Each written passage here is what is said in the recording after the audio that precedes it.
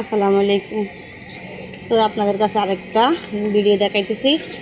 এই যে আমের আচার, এগুলো আম দেখেন, এই যে আম মানে কাঁচা আম ছিল, তো এগুলারে আমি কুইটে সুন্দর করে এখন মানে চুলাতে বসেছি আচার করব। তো আমাদের এখানে তো রোদ নাই, বৃষ্টি হইতেছে, অনেক বৃষ্টি, মানে এই যে সব অন্ধকার, কিছু দেখাই যাইতেছে না। দেখেন বাতাস বাতাস ছুটতেছে, এই যে মানে তো কী করবো, আমি তো আপনাদেরকে কিছুই দেখাইতে পারি নাই স্পষ্টভাবে।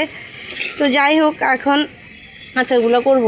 তো আচারগুলোকে রোদ্র দিব, এখন তো রোদে দিতে পারবো না, নষ্ট হয়ে যাবে। আমগুলো যখন কুটছি তখন তো নষ্ট হয়ে যাবে। তো আমি কি করব, এখন চুলাতে জাল দিয়ে নিতেছি, যখন ঘন ঘন হবে রাইখা দিব নর্মালে ফ্রিজে।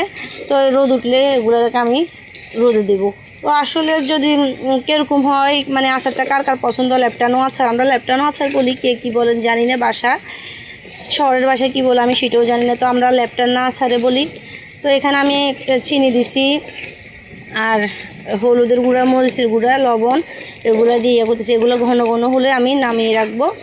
তো এই যখন রোদে দিই আচারগুলো অবশ্যই আপনাদেরকে দেখাবো। তো এই কার কার পছন্দ লেপটানো আচার সবাই অবশ্যই জানাবেন।